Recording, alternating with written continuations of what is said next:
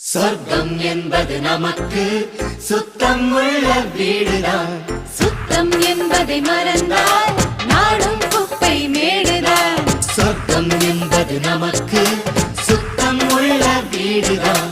சுத்தம் என்பதை மறந்தால் நாடும் குப்பை மேடுதான். உலாவும் நிலாவில் வெள்ளை அடிக்கலாம்.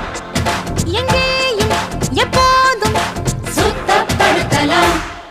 சொர்க்கம் என்பது நமக்கு சுத்தம் உள்ள வீடுதான்.